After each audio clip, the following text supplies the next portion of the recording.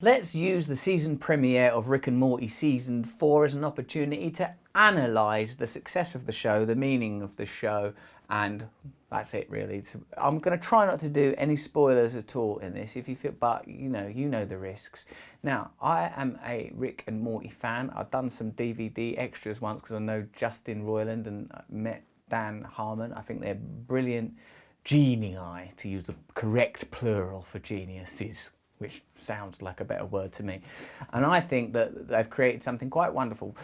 Firstly, in the relationship between the innocent Morty and the world-weary, genius, nihilist Rick, there is a sort of a beautiful scope for exploring ideas about humanity, faith and meaning, the apparent opposition between spiritual knowledge and scientific knowledge. For example, I like that episode, the one where they do a Rickle in Time, I think it's called, where Rick, where there's multiple alternate timelines, and you see that Rick is Rick prays in desperation, and then as soon as he's saved, withdraws his prayer, like, "Oh dear God in heaven above, please hear my prayer, O Lord." And the way he talks about God, it's sort of, he knows the rhythms and language of prayer. "Please God, O Lord, hear my prayers."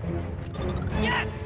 You, God! I suppose in a way that marks the idea that Rick's cynicism is inverted romanticism, that it takes someone that's once been romantic, that's once been a believer, to truly understand cynicism and despair. And when Bird Person, of course, analyses wubba-dubba-dub-dub, he says that in Bird Person language that is in fact a great cry for help. Now, season 4, I was very excited to watch it, and you may have noted that I'm in England, so I had to use skullduggery, but I assure you I do invest in the Rick and Morty franchise. I've even got toys. I watched that show with my kid. She's 3 years old. She loves it. There's lots of moral questions. Season 4 starts brilliantly. It uses many of the sci-fi tropes that Rick and Morty is brilliant about, still grounded though in the everyday American reality of the domestic Rick and Morty world. I think most people know that this season has Beth in a sort of alpha role within the family, and Rick somewhat chided, chastised, shackled and castrated by the events of season 3. But it's a really cool opener. I mean, I don't want to do no spoilers, but it's a very, very beautiful notion about death and awareness of death, and then a parallel reality riff from Rick, and not riff so much as sequence, I suppose, that sort of carries the episode, that's absolutely marvellous and fantastic. Some brilliant identity politics commentary from a Rick hologram, exploring the idea of identity politics through holograms versus material flesh beings. And I suppose that it's like they famously take a long time to work their gear up, don't they, to write their stuff, Justin and Dan and the rest of the writers on that show.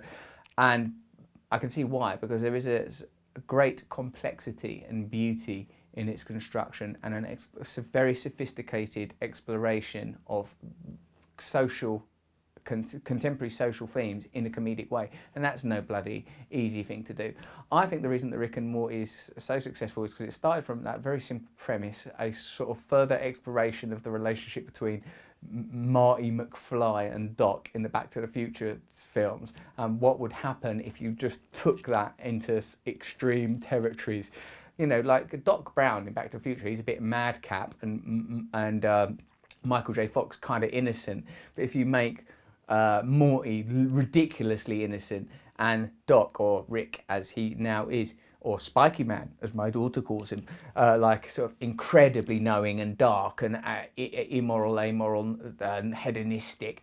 What kind of situations does that create, and what does that allow you to commentate on? I like sci-fi as a medium because it's kind of like, magical realism, that it is an opportunity to create modern fables and parables, because you use the sci-fi element to open up moral quandaries. Episode 1 of season 4 does that brilliantly, but there are many, many examples across Rick and Morty of them doing just that. It feels like an evolution of like other animation shows that have been hugely successful, like Simpsons, Family Guy.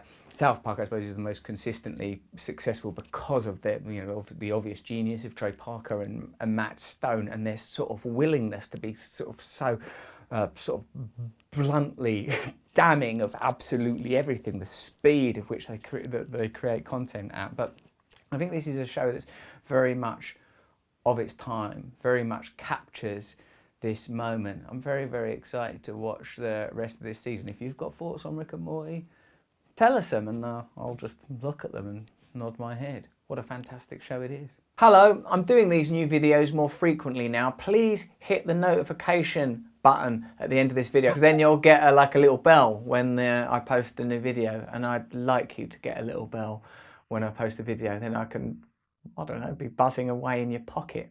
Sounds like I'd be like a little pocket mosquito. Anyway, subscribe, click the bell, because I want more people to watch the YouTube videos. You specifically.